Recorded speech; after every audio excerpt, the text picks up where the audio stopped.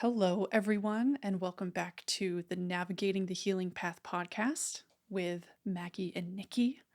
Today, we are continuing our discussion and conversation around intuition and learning to live a life of following our own internal excitement and manifesting that in this magical physical realm.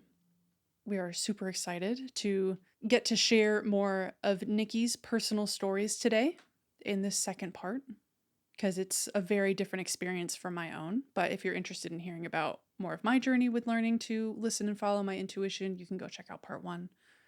But yeah, I'm really excited to be here with you today. Thank you. I'm very excited to be here as well. I don't often get to share this part of me, but this is I think a good practice for me to be able to share.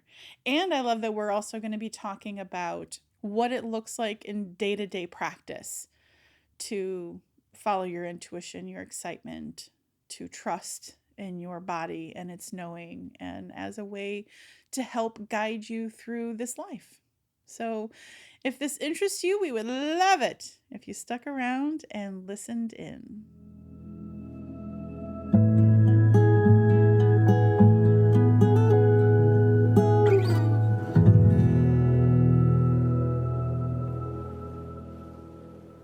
As we need to do for our own benefits. Yup. We really do this for ourselves, but we always encourage and invite everybody else who's going to listen to just connect with us through the breath.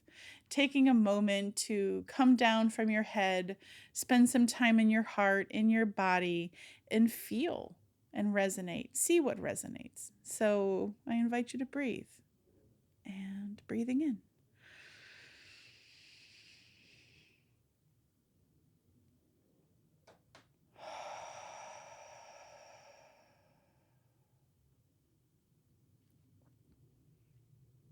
Notice how your body feels when you have a nice deep breath. One more time.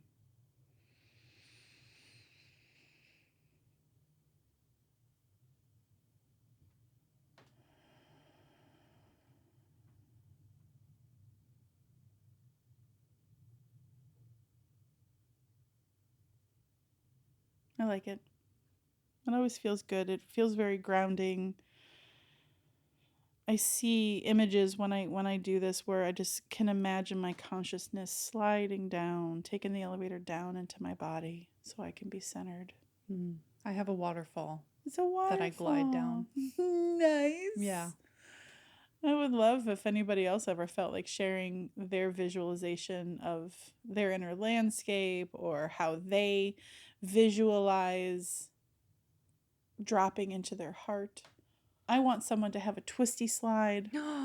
Maybe I'll play with that one day. Fun. That would be kind of fun. But not the kind that like burns your legs in the hot summer sun. Did you ever get stuck? Who wants that? Oh, yeah. Dude, 80s, 90s kids were just like, oh my God, it's so painful. But we lift up your feet. You're just on your little tush. Just like the little like squeak of like trying to get yourself down the slide. It just gives me flashbacks. Ow. Yeah. All right, so how are we going to start this? Yeah, I'm trying to remember exactly what we talked about in part 1. I guess that's not super relevant, but I think the main thing that we wanted to kick this off with is allowing space for you to share how your experience has been across your life of when did you first start feeling your intuition and how did you start listening to it? How did you know that it was something that was important or needed for you to follow? Yeah, what has been your lifelong relationship and experience with your intuition and learning to follow it? Well, early on, because as you were talking about that, I was going through my memory asking myself, when did I start noticing? And I've always been really sensitive. This is established. When? I remember having thoughts of, as a child, 6, 7 years old, thinking how weird it is to be human, to be looking out of my eyes. I can't see myself, that I can't talk to people with my thoughts. So it's always been kind of weird in this lifetime for me to be like, this is interesting. Not understanding a lot because there wasn't a lot of people around me that were openly spiritual, very religious a bit, growing up in a Catholic family, even though we didn't practice. It wasn't a thing that we did religiously. Residual religion, if you will. Yeah. Yeah, it was just sort of there in the environment. A lot of the guilt and the fear of knowing things. So I learned early on that speaking of like intuition or talking to spirits or divining anything was feared around me. But then at the same time, like I recognize how connected my family is to spirit, how loving they are, how much they really believe and had faith in all this. It was kind of confusing for me. I grew up in the 80s where we were feral children and we just sort of did things whatever we wanted because there was no adults to be like, don't watch that horror movie. You're only 10, you know? So I grew up with like Freddy and Jason and all these scary movies, which scare the crap out of me because I also have a really good imagination.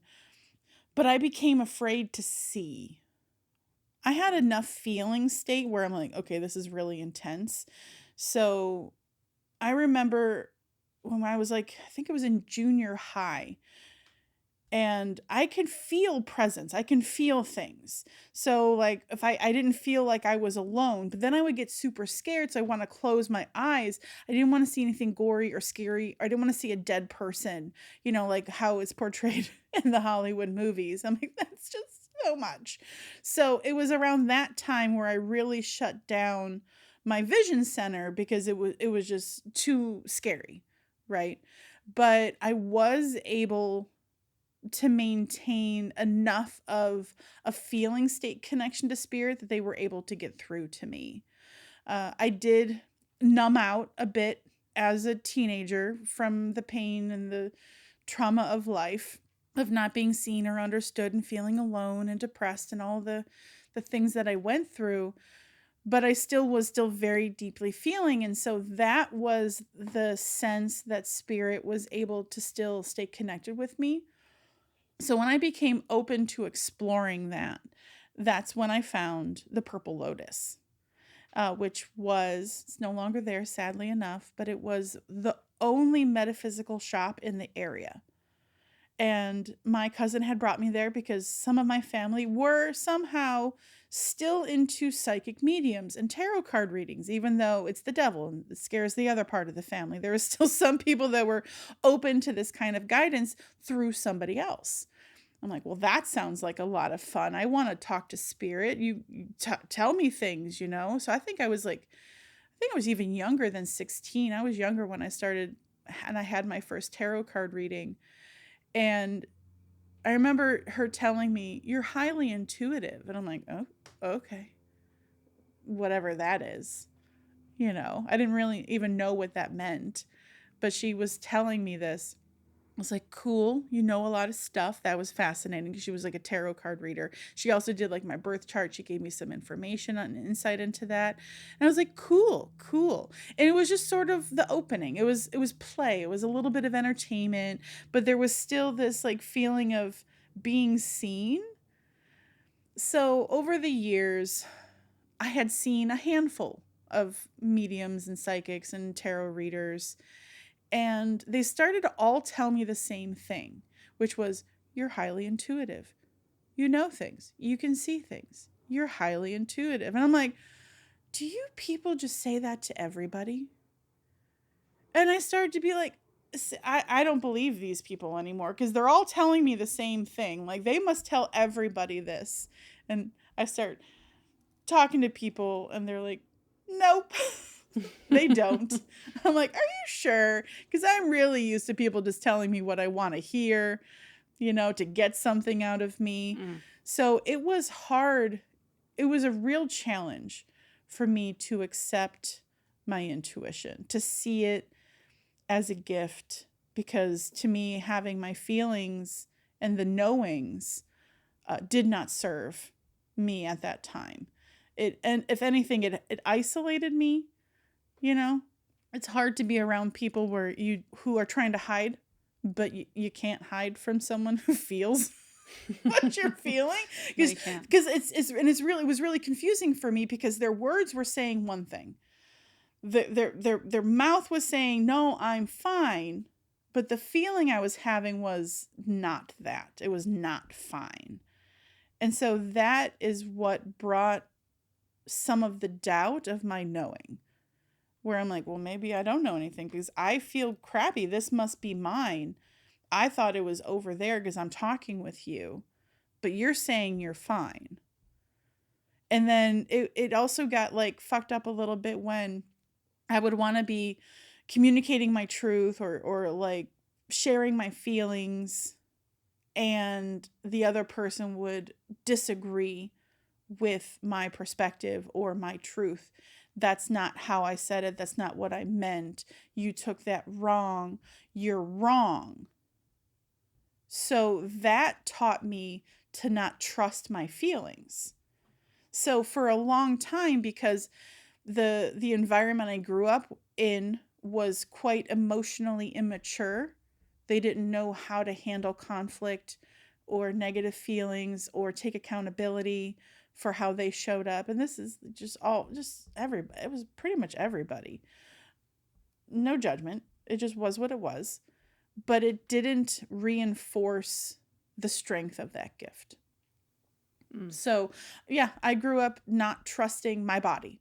Even though there were plenty of times where my body was like, they're not safe.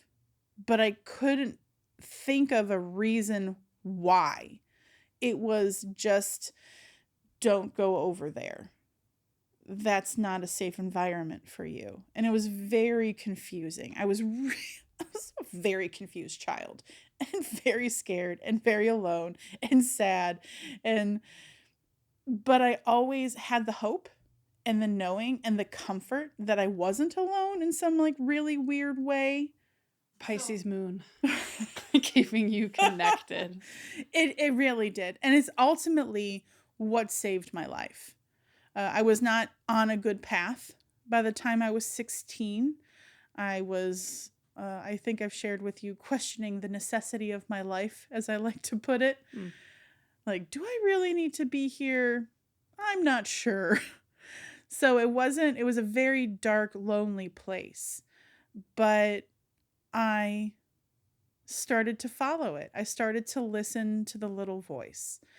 And it was when I was 16 and I didn't want to go back to the high school that I was going to, because I couldn't be there. I couldn't. I wanted to die. So I saw my cousin switching schools, and I'm like, that's a possibility. You could do that? Like, I want to do that.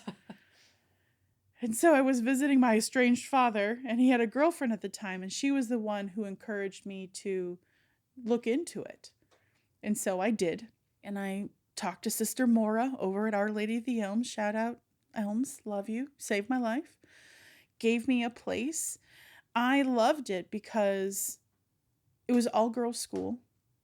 I didn't have to worry about boys or appearances. We got to wear uniforms, so nobody had to know how poor I was, and I only had a few outfits, or like not really a few. I was like, I had some, but like I didn't have all of the things that so many of the people around me had.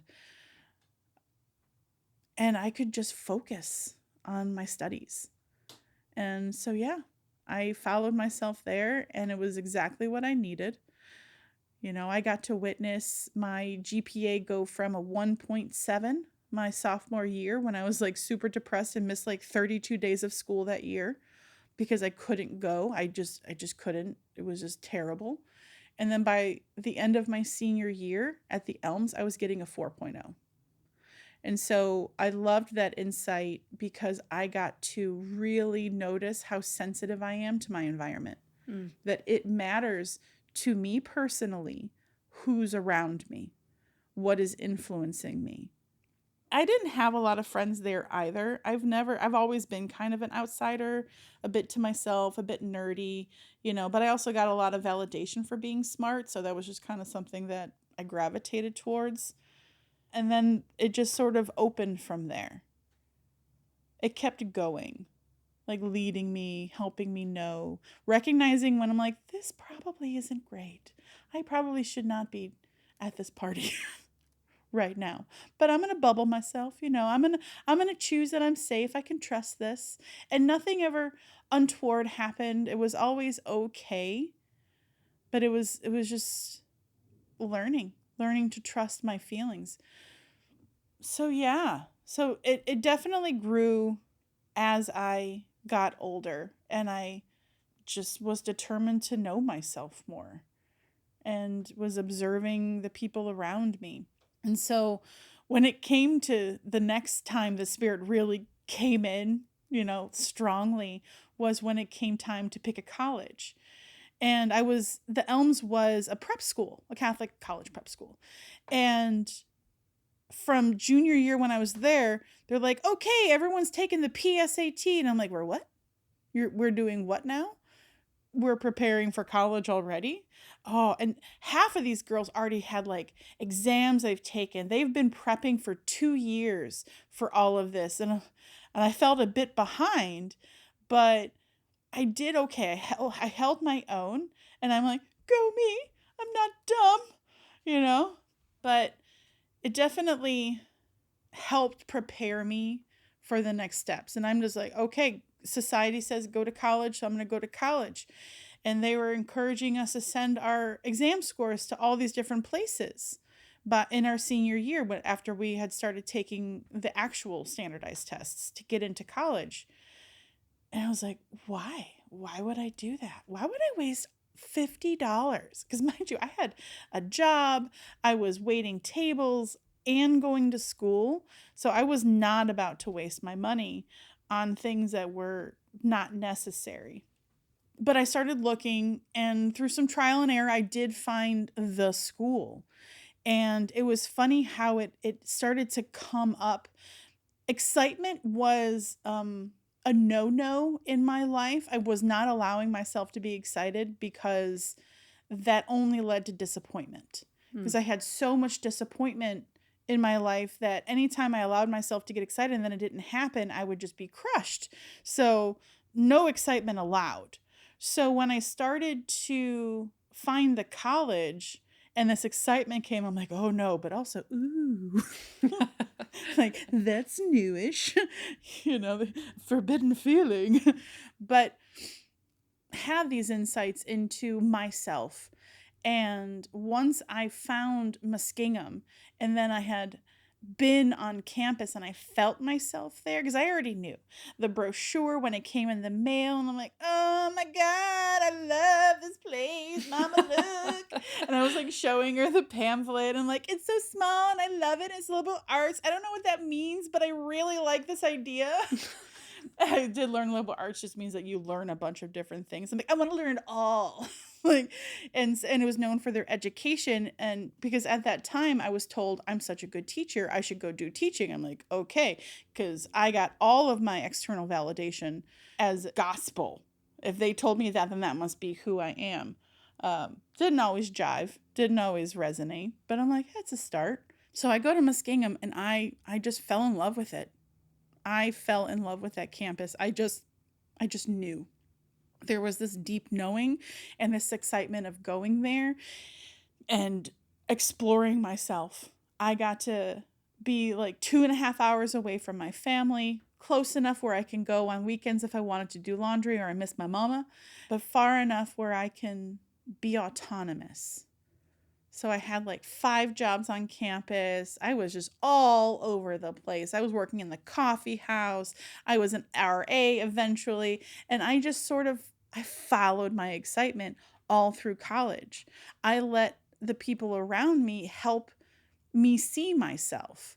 They were all like, you're so dramatic, but like in a really good way. Have you ever done theater? And I'm like, actually, I tried once, but the guy, he laughed at my audition and I never went back.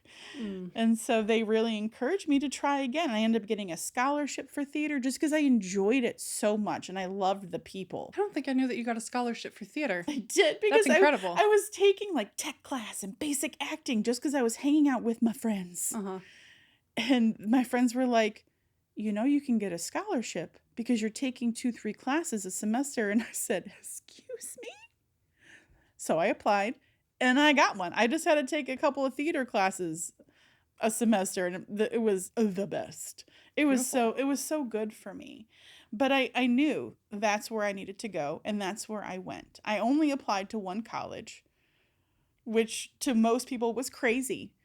But that was where I wanted to go. That was where my sights were. I said, nope, I'm going there.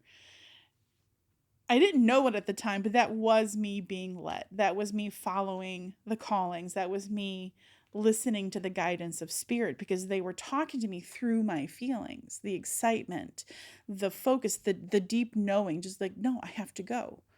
And I, just to placate, I'm like, fine, Akron, like just send my SAT. I'm like, fuck, I'm even going to apply, but fine. If you really want me to, send it there.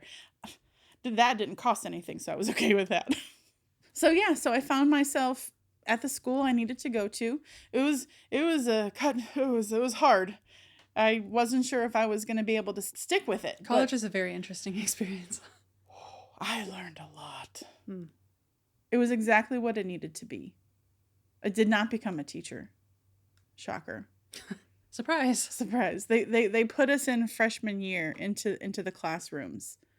And everything in my body, this is also part of like how I knew, because everything in my body when I was in that place said no, which was also very confusing for me because I'm like, what do you mean? I came to the school for the education program. Why are you telling me freshman year, first semester? No, like run away. But it was accurate. It was a big no. And so I'm like, what the hell am I supposed to do now? And that was when I started to think about the classes that I really liked. And there was this one in particular, Psychology 101. I'm like, that is the best class. And I decided to major in psychology because I wanted to know why I felt so fucked up. Because I couldn't consciously think of anything that would make me feel and behave in the ways that I was. Where I would shut down or clam up or, you know, like just all of these antisocial kind of things when like all I want to do is connect and love people. But there was something that was stopping me. So I'm like, well, maybe this information could tell me why my mind and my family is so messed up. So that was why I majored in psychology, because I wanted to understand the mind. The mind has always fascinated me. So has the body. So that just made a lot of sense. So I did. I ended up majoring in psychology. I had a lot of other interests. I got to experience all these other parts of myself, how much I loved writing, how much I loved art. So which is why I found it really curious at the end in my senior year when all the advisors were like, yeah, so we're going to go to grad school. Let's talk about master's programs. And there's the GRE. And I'm like, oh, really? Are we sure? I know that's what you're all doing. But I started to feel this pulling. That's when I started to, it was a very subtle, slow, quiet calling this time. And it was really kind of interesting because I've always loved movies. I've enjoyed music. All my friends in my life have influenced my music because that's how I get it. And music does speak to me in various ways. I do think spirit also talks to me through music. So I always listen, right? My one friend, she helped me listen to the lyrics and then I get to feel the music. Anyway, so during this time when everyone's talking about grad school and master's programs, I'm like, I think I'm going to move to California. And everyone's like, are you sure? Because if you don't go right away, you're most likely not going to go to grad school. But I couldn't ignore that calling because everything from the movies and music to that quiet whisper of spirit inside of my mind kept telling me and enticing me to go to Los Angeles. I mean, it's like silly things like My Girl 2. Did you ever see My Girl 2? She goes to Los Angeles to visit her uncle. And I'm like, that was like, I just kept watching and I'm like, why do I love this place? Why am I so drawn there? And then this song came into my awareness, California Stars, you know, and everything was just sort of like getting my attention. It was coming into my consciousness. And I just became curious. I'm like, I think I need to move. And no one around me really was a big support of this idea. Because, your family wants you to be safe and secure. They want you to make the quote unquote smart decision so that your financial future is secure.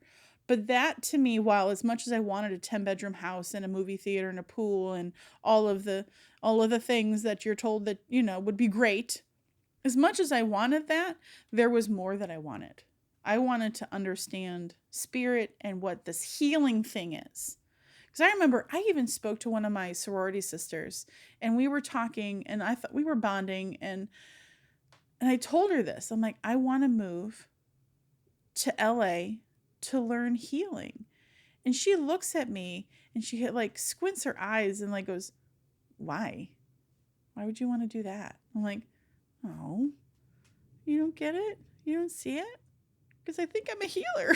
Like, I don't know what that even means, but I feel like there's something I need to explore.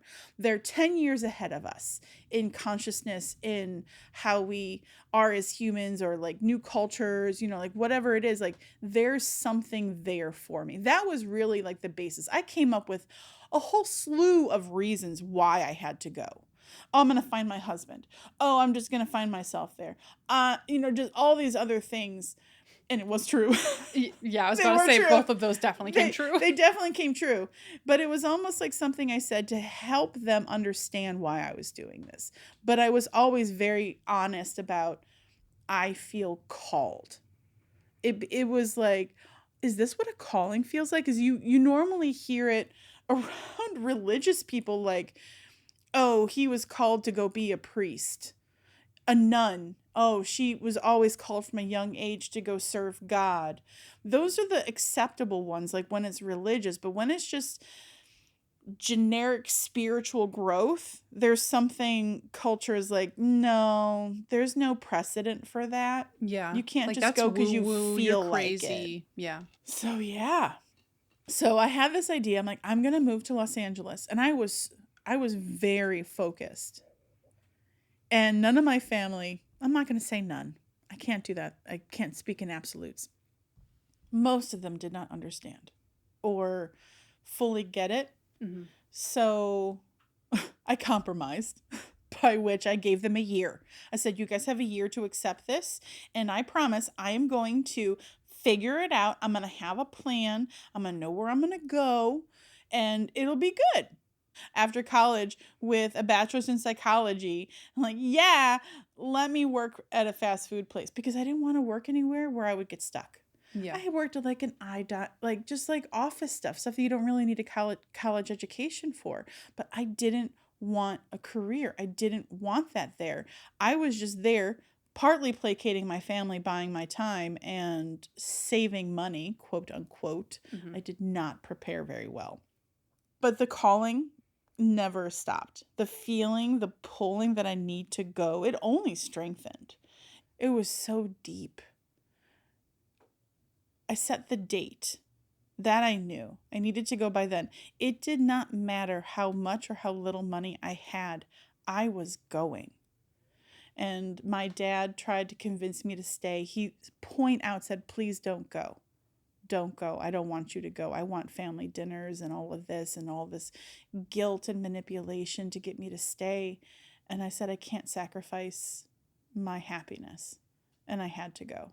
My mom, while she was sad and did not also want me to go because she loves me and wants me around, understandably, I'm awesome, she did support. So she drove out with me. And that was when I had $1,000 and a very full car. I just packed it up.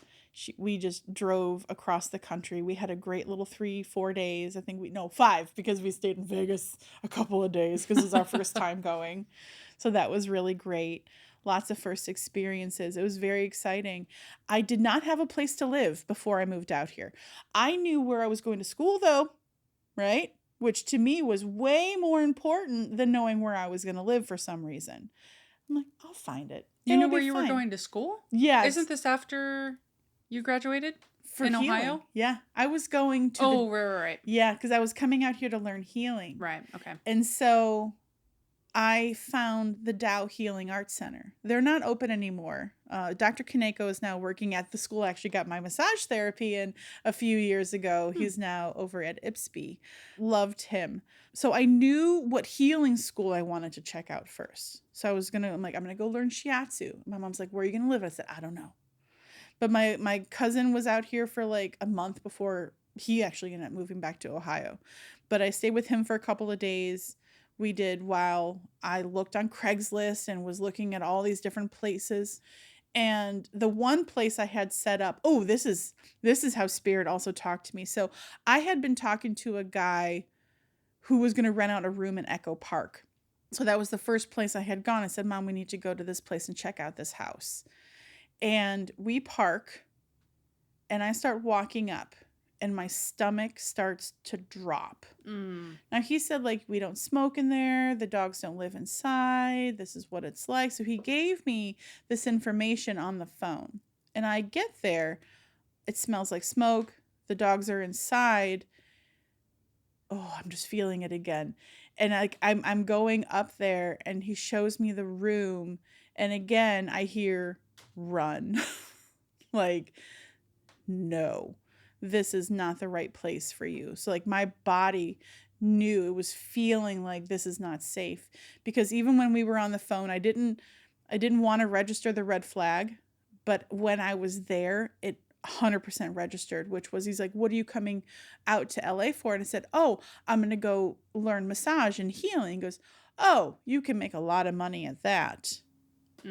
Before you even like get like licensed. Basically, he's saying you could be a sex worker, like he was like kind of like, it didn't say it directly, but he gave me those skeevy feelings of like the happy endings and like there's ways to get money. Ugh. Yeah, no, big right? And so I was not in there very long, and I'm like, thanks, I'll let you know. And I go, and my mom's Ashley, I'm like, nope, hell to the no, no. It was just a whole bunch of no. Like it couldn't be no enough. Whew. I'm so glad I listened. I'm so glad I've learned to listen to my body, because it didn't always register when it was happening.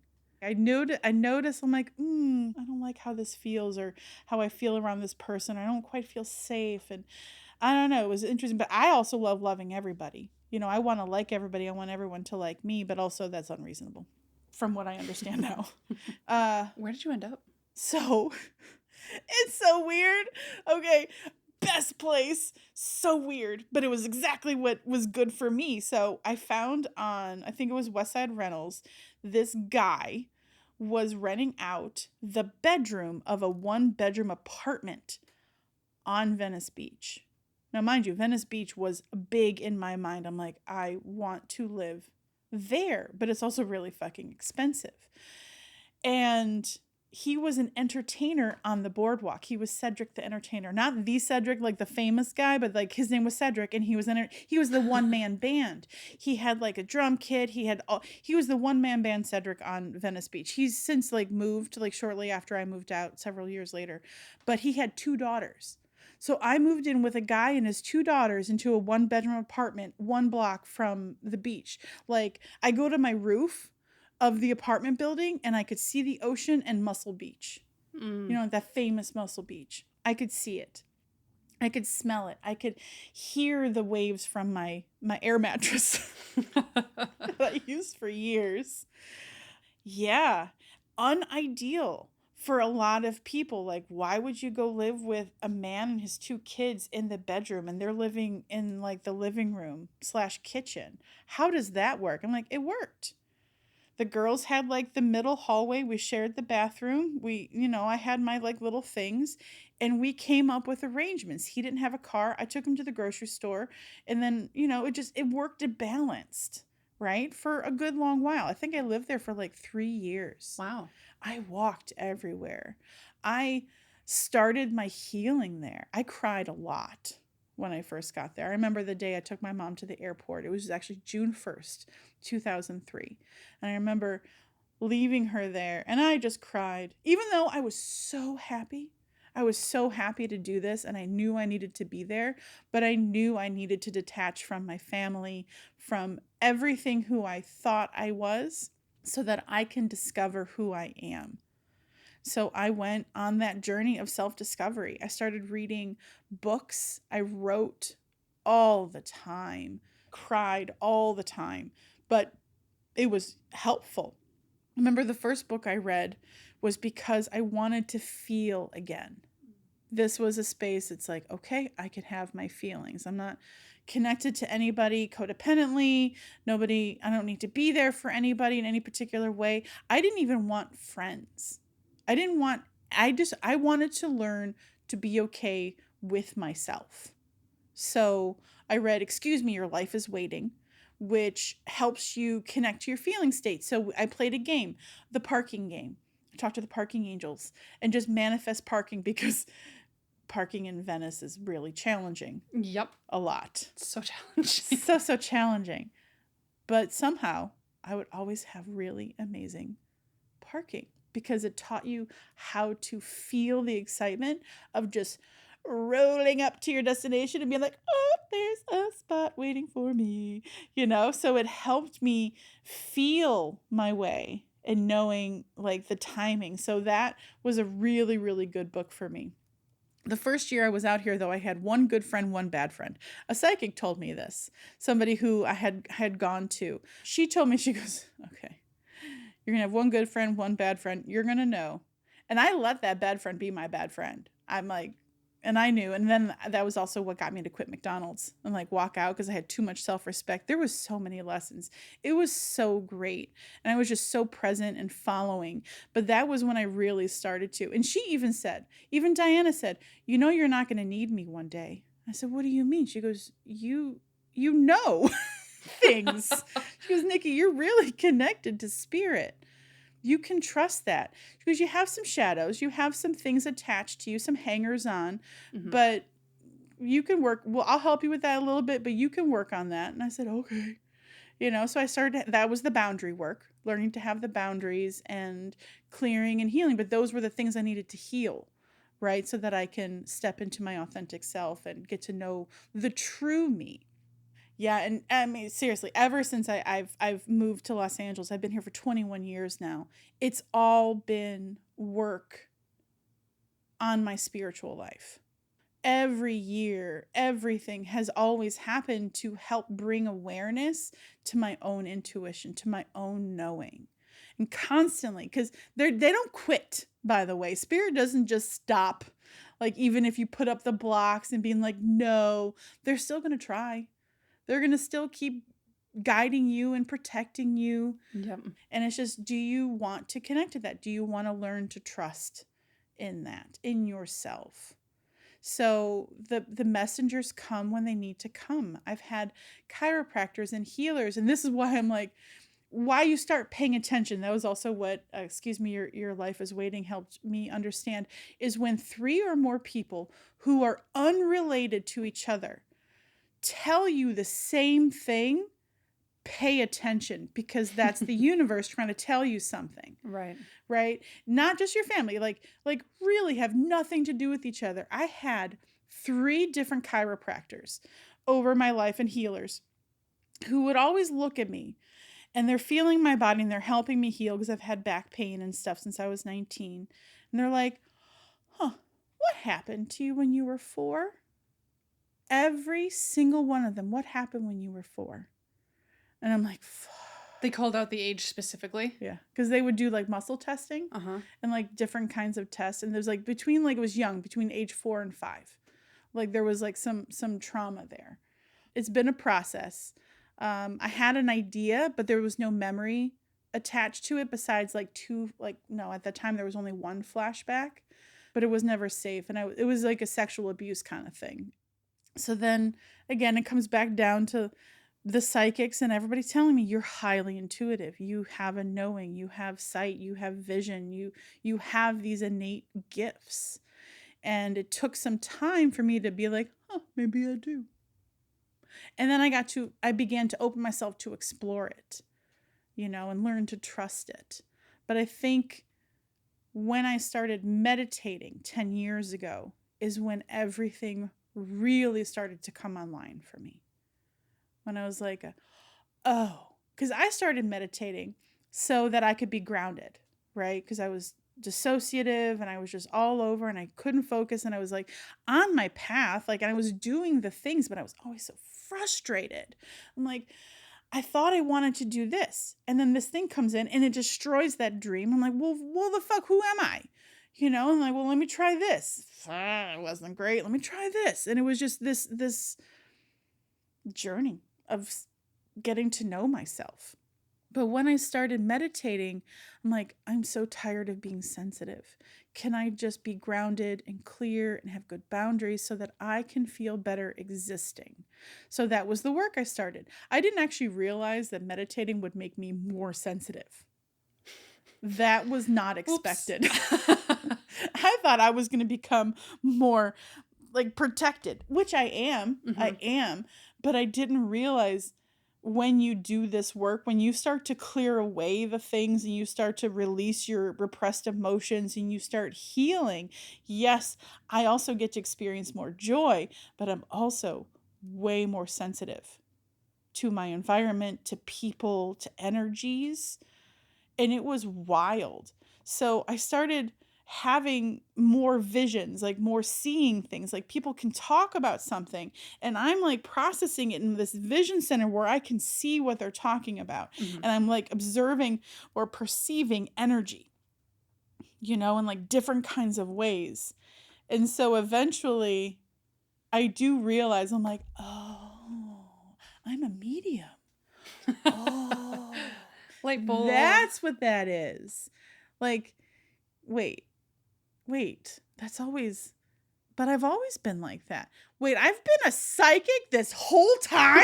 That's not at all what I thought it was. I thought it was like Ghost.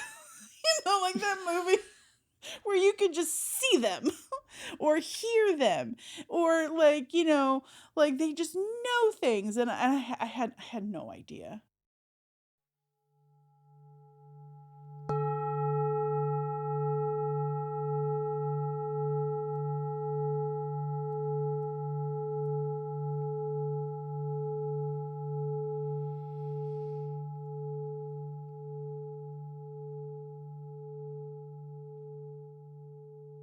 Something I also learned through my discovery of my ability to channel and speak with spirit in the way that I do.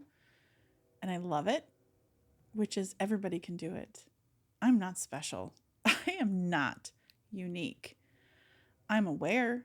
I'm conscious of myself, my body, my gifts. I've been identifying my gifts over the years through various workshops and people that I get to work with that can help validate and help me understand what I do. Mm-hmm.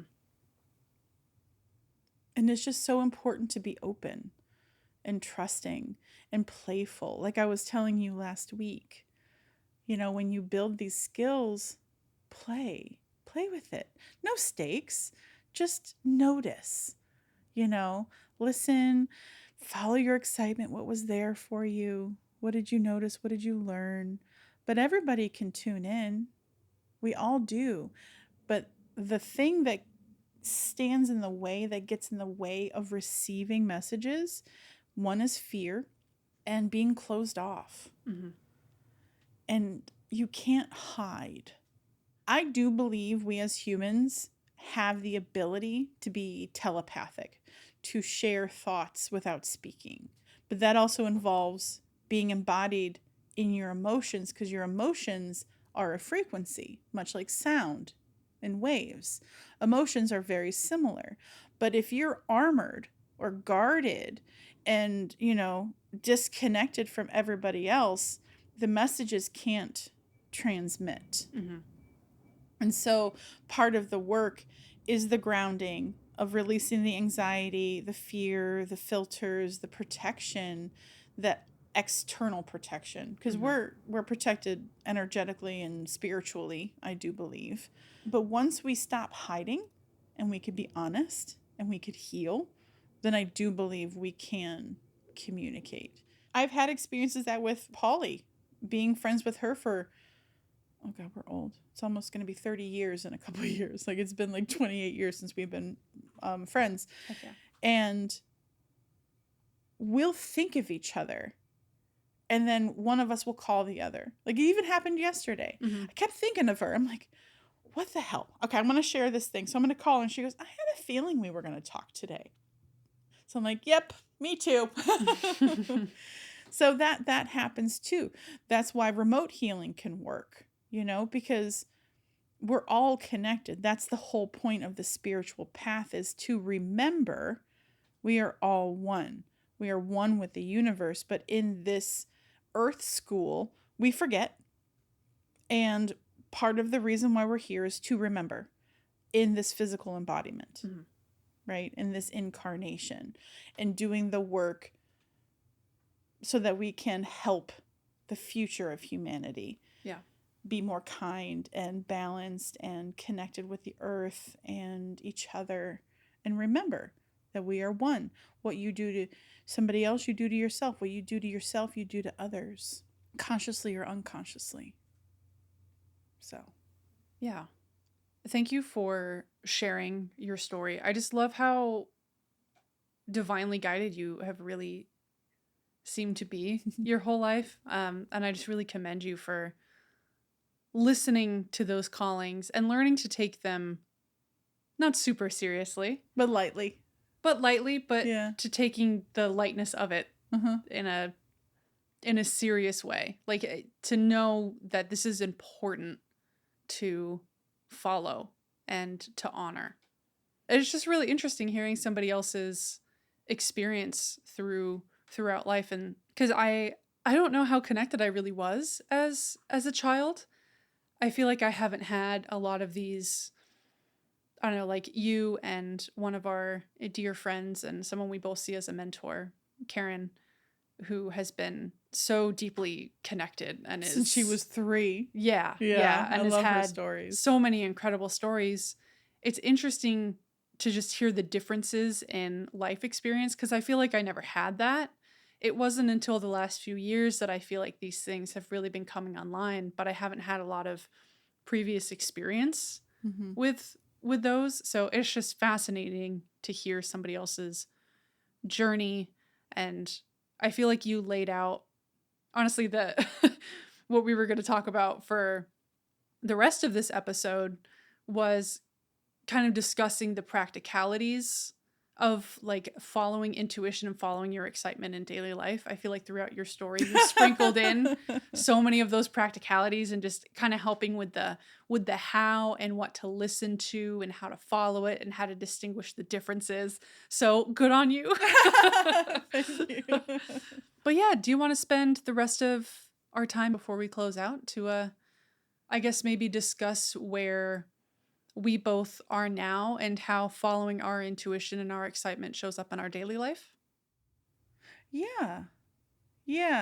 There was a question that was coming through for you. Give me a second. You mentioned the moving thing. My question is, aside from that, because you have also been exploring employment opportunities, how are you setting yourself up to know where to go? How is it working through you? What is getting your attention? How is it certain people? Is it certain connections? Like, how is it showing up? Yes. In the physical? Yes. Yeah. How is consistently showing up for you now? The way that my intuition has been showing up for me in the physical, it has been, or I guess just spirit, how spirit has been showing up for me. It feels like there's very recently, ever since my move, honestly, at the beginning of this month, it feels like there have been more opportunities opening themselves up to me in regards to jobs and the job hunt that I've been on for some time now. I have these thoughts or these inklings. Like, for example, a few months ago, I was really, really interested in, or not a few months ago, this time last year, I started getting really interested in the thought of working at an herbalist shop and learning the skills and the science of herbalism and using that to connect deeper with my spiritual practice and connecting deeper with the natural world and with earth and with herbs and plants. And I had gone out to shops around me that fit that bill and that lit me up, that made me want to click on their website and go, "Oh, I really like what they're doing here." Or I like the vibe of their store if I went in person to go check it out. So following that excitement. But what ended up happening was I didn't hear back from any of the places that I reached out to, and the places that I went in person to go check out, they let me know that there is actually a fair amount of education required with herbalism specifically in working in a shop like that because of the medicinal quality of herbalism. So it's important to have a background education so that way you can offer the correct things to people. Yeah. It's very key, it's very important. So I feel like at that time, my intuition had guided me to go check these places out through the excitement that I felt and the intrigue that I had. Now, none of that panned out, and it kind of went on the back burner for like the last 6-7 months. And I've kind of been discouraged from the whole idea. And I'm like, well, I don't know how this is supposed to show up in my life. What the heck was that guidance? I don't know what this is for or what that was for. Fast forward to now, which is, it's now about the same time as last year when I started kind of getting that inkling. And our dear friend Karen, on a meeting that we were a part of, she had channeled the information that she sees. I think she was giving this message to both of us. She was like, I'm seeing like either like Michael's, the art supply store, or a flower shop. But for me specifically, she channeled the information of seeing my hands in the dirt and the importance of me working with the soil. I had been feeling this for a while, and I had my sister a few months back who, after hearing about my challenges of wanting to go work in an herbalist shop but not having the requirements and not having any opportunities come in, she actually suggested, why don't you go work at a nursery? And I had never thought about that before, but I was like, okay, that's very interesting. And so I had been mulling that over for a while, and then yeah, Karen comes in and she's like, something about a flower shop. I see your hands in the dirt, and I'm like, okay, very interesting. Second person to say this, and I've been thinking about this for a while, and I've thought like, I had put in a little bit of time to go check out some nurseries around the place that I moved to, and I was like, okay, maybe this is something I can go and do. And I made a small list of nurseries that I wanted to go and check out, and I was like, okay, I'm going to go do this at this time. And I procrastinated on a little bit. But this week, thanks to a dentist appointment that I had, Yeah. there was actually a nursery right across the street from the window that I look out of when I'm in the dentist chair. And having known that, I planned the night before. I'm just like, okay, you know what? The nursery, the main top nursery that I want to go visit is on my way home. And I was like, oh yeah, there's a nursery right across the street from the dentist place too. Weird coincidence. So I finally make it over there. And I just went in to ask some questions about what it's like working at a nursery for the lovely person that was working the counter. And we ended up having a nice conversation. She was like, yeah, do you want an application? And I was like, I was not prepared for this. This is very soon, but okay. And yeah, I ended up submitting my application and resume yesterday. I say all of that just as an example of the external. Like, there are people sometimes that will plant seeds, like you had said earlier, and like you did for me at the beginning of our work together. At the beginning of me waking up and going within. And yeah, it feels like a back and forth of having an idea or having a feeling, or sometimes spirit will send like a download in a meditation, which is how I ended up getting the herbalism idea in the first place. Was, I believe, through a meditation. It was just very quiet in my brain, and all of a sudden it was just like, hello, you should go work at an herbalist shop. And I'm like, what the hell? I've literally had no experience. Like, this is so not in my realm at all. And yeah, I feel like it just, different seeds being planted. Yeah, sometimes it just, the feeling persists inside. And I feel like once I start receiving external mirrors of what's being reflected on the inside, I feel like that's when I know that I'm onto something, or that spirit is leading me to something. I feel like that's been the main way that it's been showing up for me. It's kind of been doing that process for, I guess, all of the opportunities that are showing up in my life, not just the nursery, but, with my personal YouTube channel, with our work with the podcast, with anything and everything in my life that brings me excitement. I love that. Can I share my perspective of what you just have been going through? Yeah, please. So my understanding is when you begin to open yourself to messages, you just receive them as they come, and spirit is going to connect with you in ways that you have experience that they can bring up that you'll understand and make sense of, but it also doesn't always make sense.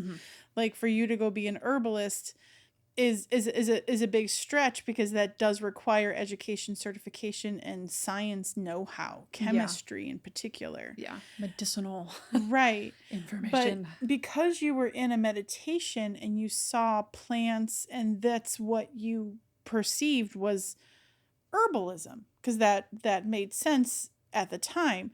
And so you got excited, you noticed the feeling, because this is what came into your consciousness. That's why we pay attention to what we keep seeing, right? Keep seeing a red car. You want to buy a red car, obviously, So pay attention to what you keep seeing, what comes in, but also don't attach to its meaning. And like, that's the thing. That's what they mean. It could be a practice of taking the action, one, to let them know that you're listening, right? So you did the footwork. You went to these herbalist shops, right? It didn't pan out because it wasn't necessarily the right thing for you, right? But you indicated to spirit that you connected, you listened, and you followed through. So you got an A+ on that test. Yay, thanks. Yes. But it also never left you, because you kept talking this last year about wanting to be connected with nature and being in it and doing all of this. And so when you were, again, in the right place, right, because you had shifted your environments completely, it came up again for you, but in a slightly different way, from two different sources outside of you, right? And so you started thinking and realizing, and you started paying attention to the synchronicities, and okay, that's interesting. And you kept following. And then you made a decision that, okay, wow, I'm already going to be there. It's so convenient. You were listening to the feeling of, I should go do this. And then you did it. And not only, because you left this part out, not only the night before you went, you dreamt of this girl named Nora. Oh my God. That was crazy. This is the synchronicity. These are the signs. You had a dream of a friend who you don't even know, but you knew her name was Nora. Yeah, we were somewhat acquaintances. Right. And she just like randomly popped up in this random ass dream that I was having. And the very next day, you go talk to somebody at a nursery named Nora. So that was validation that you were meant to do that this was a good thing for you to do. And then you connected with her, and she says, you might like this other guy that works here because he used to be in your industry. And then you go turn in your application today, and who do you get to meet? But the very guy that she says you will probably get along with. And you had great rapport. So we trauma bonded from over working Hollywood. in the film industry. But this is what it can look like. Yeah. It doesn't always, it's not sequential. This is not a chronological kind of experience. It's not like it's going to go from here to here to here. It goes left, right, around. Like, it doesn't go linear. There it is. It's not, this is not a linear journey when you listen to your intuition, because sometimes you just have to keep putting yourself in various situations to follow the path and see where it leads you. Yeah. So I do have hope, and I think it would be a great place for you to work, and they'd be dumb not to hire you. But you have been diligently practicing going within, being quiet, listening to the messages, following through, doing the things, even if it doesn't work and the doors don't open, it wasn't meant to. Yeah. You or if still things did just the don't make thing. any sense. Right. But you still follow it and see where it leads you, because it excited you, because it brought up a really high vibrational emotional state. Yeah. Right. So keep exploring that. But then don't get disheartened, because that's not the point. The point is, this is a process of connection, of clearing things out. Because also in the past year, your channel has gotten stronger and more clear. So you're probably going to be receiving more clear, better messages now than you were a year ago. So instead of having it be herbalism, it's like, just get thee to a nursery, get your hands in dirt, go be of service, go be in the sunshine, whatever it is that you're really needing, following the excitement and the calls to do that. There's no wrong way to do this. Yeah. Opportunities will continue to present themselves if they're meant for you. But you're doing your due diligence on following and seeing where it leads and how you feel. And that feels really good, at least to me, talking to you. Thank you for that. It feels good to be following it. And it's really interesting seeing what has come up. And I guess I will say the main part of following my intuition and the practice of it is really just holding space for myself and asking questions. Like, I feel like questions have been the main thing that's helped me to tap into my intuition and to feel into what I'm feeling and what my solar plex is feeling. Like, even just asking myself, how do I feel about working at this particular nursery? And now when I think about working at a different spot, how does that feel? And feeling the difference. Like, it's kind of like the game of asking yourself, or like stating a true fact in your body and seeing how your body feels, and then stating a statement that's false. Like, the sky is blue. It feels very neutral. It's all good. The sky is green. A little bit different. Feels like a hurricane or a tornado is coming. Interesting. Tornadoes, the sky turns green. Oh, it does? Oh, I was trying to choose a color that it doesn't turn. Orange, the sky is red. Orange, pink, sunset. Like, all of these, like... the red can... Right. Okay. The sky is a bad... a Not bad the example. best analogy, but I hear what you're saying. Yeah. Like, because you could do it personally. I am a good person.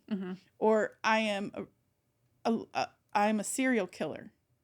You know, like something like, no, that's terrible. That's just not, no. It's like playing that game, but with scenarios in my life and kind of just seeing what comes up. Like, do I want to go to the beach today? And feeling into that. Would I rather stay in bed today and rest and have some downtime and lounge around? Do I feel like getting a bunch of stuff done today? Does that feel better? But yeah, I guess that's really been my process. It's just asking myself a lot of questions. Great. That's and Excellent. seeing what answers my body has for me. I think that's part of the trifecta, right? Of the mind, body, spirit. The mind is here to help us, to protect us, to keep us safe. There's a reason why it's there. Right, it does. But it should not be running the show. Mm-hmm. No, the body shouldn't be running the show either. The spirit is running the show. Mm-hmm. And to make room within yourself so the spirit has space to exist and give you feedback. But your body is also really great at feedback. So learning to trust that, learning to work with it and ask yourself those questions, that's I feel like my whole job is I ask questions. Yeah. I can intuit, I can feel, I can know things, but I'm not always accurate. I don't need to be. That's not my job. I don't need to know everything about you, but I'm going to ask you questions so that you can know you. Yeah. You know? So yeah, asking yourself the questions. What do I feel like? What should I eat? What does my body want? That's where muscle testing comes in. You know, I really think I want to learn muscle testing. That'd be so much fun. To ask your body what it wants. Does it want this vitamin? Does it need this vitamin? Does it want that food or this food? Yeah. You know, like what does it need? And like if it goes weak, then it says no. If it stays strong, then that's the yes. So that's it's very interesting. But I think being embodied, I mean, there's so many steps to this, and it is a process. And it's not always going to make sense, but that's this life. It's not always going to. But in time, with greater perspective, it will. But being open to it and assuming a positive outcome. You know, like you've talked about, you weren't sure why you had to move to Sherman Oaks, why you left the Simi house, moved to Sherman Oaks, now you're back in that same Simi house. You're like, what the fuck?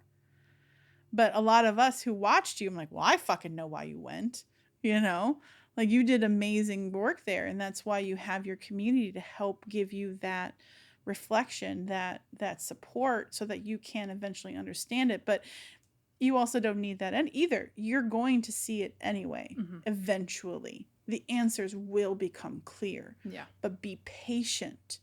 Don't expect things. You know, with manifestation, they talk a lot about you set it and then you release it. You let go of all expectations of outcome, negative, positive, doesn't matter. You're going to assume it's going to work out positively for you so that you can receive that positive outcome. Yeah. So that you'll get a gift, a lesson at the end of it. But I love the work that you're doing. This is really great. Open yourself to receive the messages through spirit, through your own body. You can ask your mind what your mind thinks. Noted. You don't have to listen to it also. Noted. You listen to all of it. And then you feel. You feel what is best for you. The feelings, the emotions that we have are hugely important. They're not something to be repressed. They're not something to ignore. There are compass. Yes. There are compass to the best feeling possible life that we can have. And quote unquote, good or bad feeling emotions. It's all really great information, like you always say. And it can help guide us and align us to where we're divinely meant to be. And it's so validating. You know, it's like the little reward. When you follow it, when you go, you get delighted. There's this joy that you get to experience of like, oh, I did it. Yeah, I feel like it's been building my confidence and like my self-trust so much. It's like, oh, I'm having this feeling, this intuitive like, hey, you should go check out the nursery today after your dentist appointment. And I'm like, ooh, okay. And then knowing that I showed up for that, it makes me feel like I can and do show up for myself. And it makes me feel like I'm showing up for spirit and they're showing up for me. And it's just this beautiful deepening of trust and confidence and just a lot of trust. It's a great way to build your trust with spirit, with yourself. Builds on faith. And it's so comforting to let go of the control and just be like, all right, tell me where to go. You know, body, feel it. Where am I going? Yeah. Follow the excitement. What brings me joy? And I can't think of a time where I followed my intuition and it was terrible. Like I Yeah. don't. Or even if it was hard, it was something that you needed. Right. To show me something. Yeah. You know, like you see the unhealed aspect, or hey, you wanted to work on this, so I'm going to trigger you. And there you are. Yeah. You know, it always serves in some way. Mm-hmm. But my favorite reward is the joy, Yes. the connection, the synchronicity. I just delight. It's like the little treat at the end. Yeah. Got a cookie. Yes. Love it.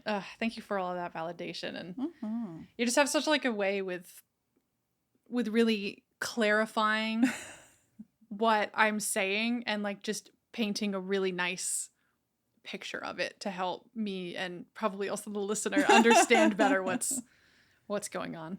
It's one of my favorite things to do, and I'm always grateful when I have that opportunity, because I love listening. I love hearing the stories, but this is also what happens in my vision center is I can see. That's what I say, like I can perceive energy. So like I can see the cycles and how things are flowing. And so this picture, you paint a picture in my mind. And then all I'm doing is I'm reflecting that picture back in the way that I see it, and like and through my wisdom and the things that I've worked on within myself. So I get a lot out of that. So thank you so much. Good, love it. All right, so I think that's going to close out our. That feels pretty complete. For today. That was nice. Thank you. Thank you to everyone for tuning in to part 2 of our intuition and following your excitement discussion. Yeah, thank you for being here and part of our journey. And I do hope that it inspires you to quiet yourself and listen and feel and begin to follow your highest excitement. Yes. So that is going to wrap up this week's episode. If you are interested in joining us for next week, the topic will be navigating the challenges and difficulties that we can face being ourselves, our authentic, genuine, spirit and heart-led selves in a sleeping world. I'm so excited to hear what we talk about. Me too. I feel like there's a lot. There is. And there's a lot of coping tools out there that you can use so that it becomes more comfortable and secure. And that's what we'll explore. Yeah. So if you guys are interested, that episode will be out next week. And in the meantime, we have exclusive content over on our Patreon page. The link is in the description below. We have special guided meditations and extra, more personal and raw conversations between us if you would like to go and check that out. Indeed. And until then, have a great week. Peace and blessings. Have a great week.